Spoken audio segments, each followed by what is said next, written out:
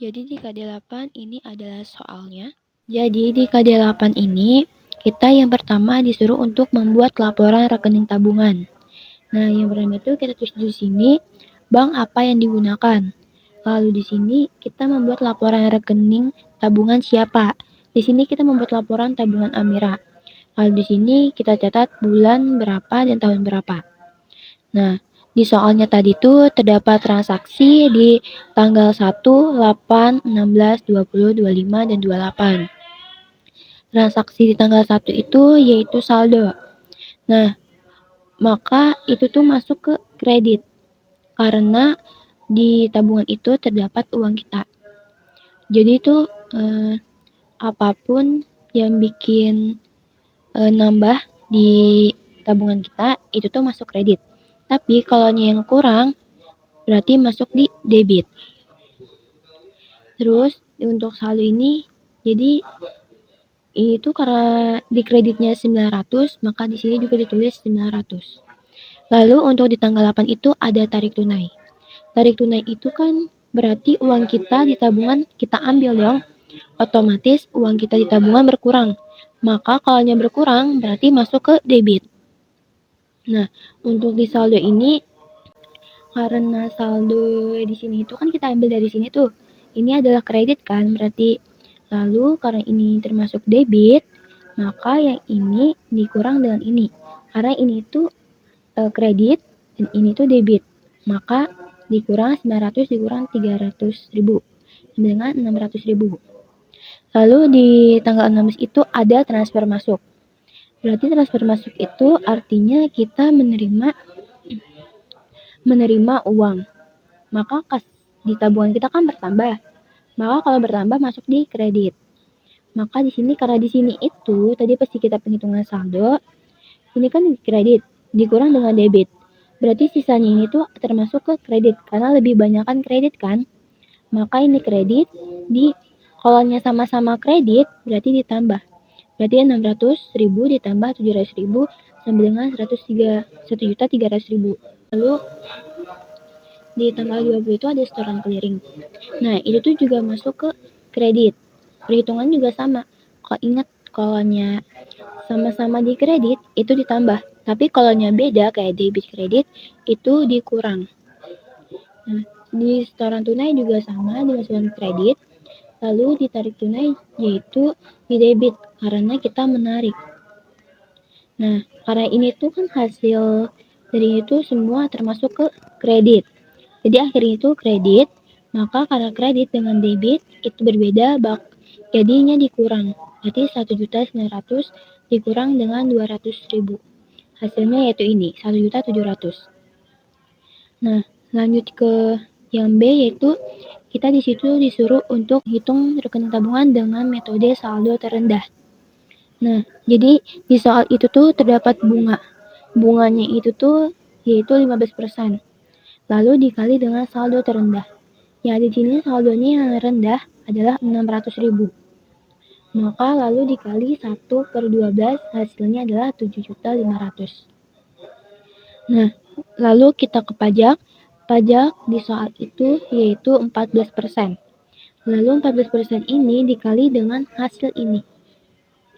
Yaitu hasilnya adalah 1 juta. Lalu di bunga bersihnya itu didapat dari ini dikurang dengan ini hasilnya 6.450.000. Nah, untuk yang C ini kita disuruh untuk menghitung menggunakan metode saldo rata-rata. Jadi ini dari tanggal ini sampai ke saldo ini kita diambil dari sini. Ya. Setelah itu kita tambah harinya. Hari ini didapat dari kita perhitungan ini. Selisih tanggal 1 ke 8. Coba. Yaitu dari tanggal 1, 2, 3, 4, 5, 6, 7, 8. 8-nya nggak usah dibuat jadi sampai 7 aja. Berarti 7 hari kan? Nah, masuk ke 7. Lalu untuk perhitungan saldonya ini diambil dari saldo yang ini dikali dengan harinya. Hasilnya adalah 6.300.000. Nah, hari-hari ini sama juga kayak tanggal 8, 9, 10, 11, 12, 13, 14, 15, 16 kan? Berarti 8 hari. Nah, sama juga 600 dikali 8 hasilnya ini. Setelah kalian menghitung semuanya ini, maka di sini kita tulis jumlah saldo. Jumlah saldo itu yaitu dari penjumlahan saldo ini. Kita jumlah semuanya, hasilnya yaitu 35.600.000. Lalu di saldo rata-rata ini didapat dari sini. Jadi jumlah saldonya dibagi sama hari keseluruhan harinya. Maksudnya kayak jadi di bulan itu tuh terdapat 30 hari. Kan berarti 35 ini dibagi 30 hasilnya yaitu 1 juta ini. Lalu untuk bunganya, jadi di soal tadi tertulis bahwa bunganya yaitu 15%. Maka jumlah rata-rata dikali 15% dikali 30 bagi 365. Nah, hasilnya adalah 14.630. Lalu untuk pajaknya juga di soal pajaknya adalah 14%. Jadi bunganya ini dikali dengan 14% hasilnya ini. Nah, untuk bunga bersihnya itu didapat dari bunga ini dikurang dengan pajak. Hasilnya adalah ini. Lalu untuk yang D yaitu kita menghitung dengan metode saldo harian. Nah, di soal itu sudah disebutkan ketentuannya apa aja, yaitu dari tanggal 1 sampai 10 yaitu 15%, dari tanggal 11 sampai 20 yaitu 13%, dari tanggal 21 sampai 30 yaitu 14%. Maka yang pertama, jadi transaksi awalnya itu kan di tanggal 1. Nah, lalu dengan tanggal 8 kan, berarti tanggal 1 ke tanggal 8 itu tuh berarti tanggal 1 sampai tanggal 7 kan.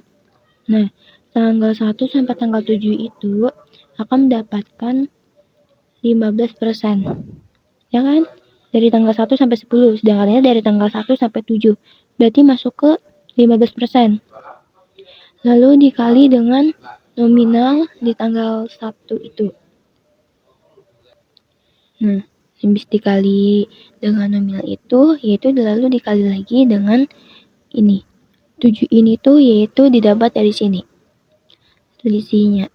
Yaitu dari selisih tanggal 1, 2, 3, 4, 5, 6, 7. Berarti 7 hari kan?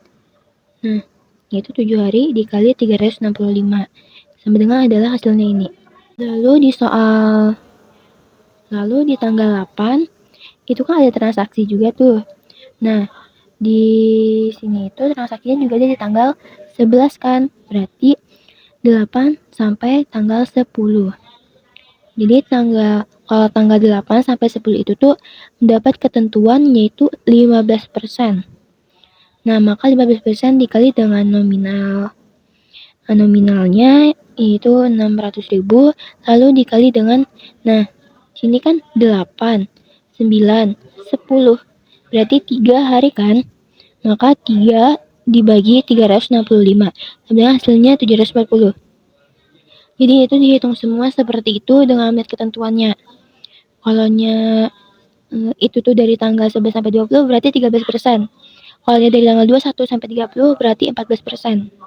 Nah, setelah itu di bunga harian ini tuh kita jumlah seluruhnya yaitu dapat hasil yaitu ini.